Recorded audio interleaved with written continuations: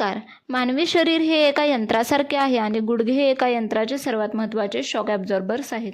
पण आज वर्ष 25, 16, 65 प्रत्येकजण गुडघेदुखीने हैराण आहे. पायऱ्या चढताना होणारी वेदना किंवा जमिनीवर बसताना येण्याची हतबलता हे केवळ शारीरिक दुःख नाही, तर त्या तुमच्या स्वातंत्र्यावर आलेली गदा आहे. आजच्या या विशेष भागात आपण गुडघेदुखीच्या मुळाशी जाणार आहोत. आपण पाहणार आहोत विज्ञानाचा तर्क, आयुर्वेदाचा वारसा, स्वामी समर्थांनी दाखवलेली श्रद्धेची वाट आणि योगशास्त्रातील चमत्कार. हा व्हिडिओ पाहिल्यानंतर तुम्हाला गुडघेदुखीकडे बघण्याचा एक नवीन दृष्टिकोन मिळेल. विज्ञानानुसार गुडघा हा शरीरातील सर्वात मोठा आणि गुंतागुंतीचा सांधा आहे. 2 हाडांच्या मध्ये कार्टिलेज नावाचे मऊ गादीसारखे आवरण असते. त्यामध्ये सायनोव्हियल फ्लुइड नावाचे वंगण असते. जेव्हा हे वंगण सुकते किंवा गादी झिजते तेव्हा हाडे एकमेकांवर घासतात, ज्याला आपण ऑस्टिओआर्थरायटिस म्हणतो. याची कारणे काय आहेत तर अतिवजन म्हणजेच ओबेसिटी, व्हिटॅमिन D3 आणि B12 ची कमतरता आणि व्यायामाचा अभाव. विज्ञानानुसार तुमच्या शरीराचे 1 किलो वजन वाढले की गुडघ्यावर 4 किलो अतिरिक्त भार पडतो. तर स्वामी समर्थांचे आध्यात्मिक उपाय प्रथम आपण यावरती पाहूया. अध्यात्म मानतो की हाडे ही पृथ्वी तत्वाचे प्रतीक आहेत. स्वामींचे मार्गदर्शन. स्वामी समर्थांच्या भक्तांचा अनुभव आहे की जेव्हा औषधे थकतात तेव्हा प्रार्थना काम करते. स्वामींचा अंगारा, विभूती, तीर्थ स्वामींच्या मठातील अंगारा मोहरीच्या तेलात मिसळून गुडघ्यांना लावल्याने सकारात्मक ऊर्जा मिळते. स्वामींचे तीर्थप्राशन केल्याने आंतरिक शुद्धी होते. भिवू नकोस, मी तुझ्या पाठीशी आहे हा मंत्र केवळ मनालाच नाही तर शरीरातील पेशींना पुनर्जीवित करण्याचे बळ देतो. नामस्मरण केल्याने नैसर्गिक वेदनाशामक तयार होतात. आयुर्वेदात गुडघेदुखीला जानुसंधिगत वात म्हणतात. जाणू बसते. गुडघ्याभोवती पिठाचे रिंग करून त्यात कोमट महानारायण किंवा ध्वनंतरम तेल सोडले जाते. हे वंगण वाढवण्यासाठी सर्वोत्तम मानले जाते. लेपगुटिका म्हणजेच सुंठ, वेखंड आणि राळ यांचा लेप लावण्याने गुडघ्यातील सूज लगेच ओसरते. तसेच तुमच्या सांध्यांना आतून वंगण हवे असेल तर आहारामध्ये कोणत्या पदार्थांचा समावेश करावा तर नाचणी, पांढरे तीळ दररोज 1 चमचा तरी खावे आणि राजगिरा.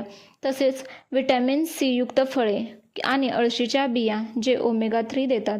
तसेच काय टाळावे तर अति आंबट पदार्थ, दही रात्री खाणे आवर्जून टाळा. शिळे अन्न आणि वातुळ पदार्थ खाऊ नका, म्हणजेच बटाटा, वाटाणा हे पदार्थ ह्या भाज्या खाऊ नका. तसेच मेथी दाणे, रात्री भिजवलेली मेथी सकाळी खाल्ल्याने सांध्यांमधील वात कमी होतो. तसेच योगासनांमध्ये म्हणजेच व्यायामाशिवाय सांधे मोकळे होत नाहीत, तर बसून पायाचे पंजे हलवणे, गुडघे घट्ट करून सोडणे ही करावे. तसेच आसनांमध्ये ताडासन, मनकानी पाय सरळ करण्यासाठी वीरभद्रासन, मांड्यांचे स्नायू मजबूत करण्यासाठी भद्रासन, सांध्यांच्या लवचिकतेसाठी.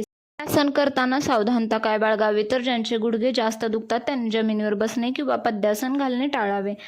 तसेच आपल्या धार्मिक आणि सांस्कृतिक पैलू गुडघ्यांसाठी काय आहे तर प्रदक्षिणा आणि चालणे. मंदिरातील प्रदक्षिणा या केवळ धार्मिक नसून त्या एक प्रकारची वॉकिंग थेरपी आहेत.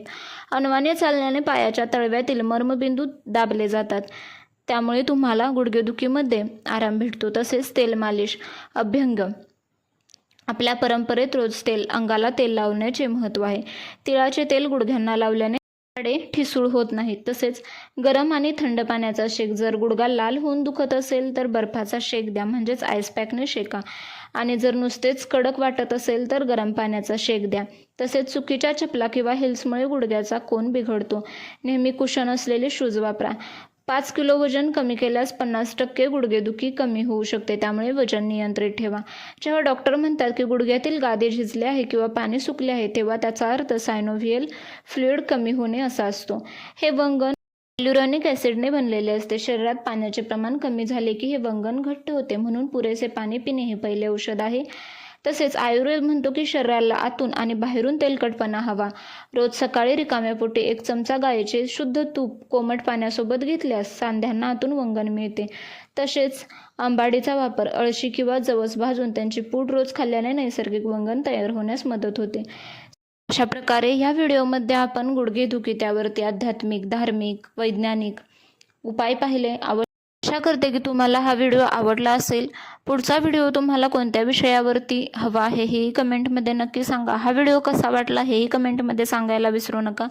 तसेच चॅनलला अजून सबस्क्राईब केले नसेल तर प्लीज सबस्क्राईब करा, लाईक अँड शेअर करा. व्हिडिओ पाहिल्याबद्दल धन्यवाद. पुन्हा भेटूया अशाच एका नवीन व्हिडिओमध्ये.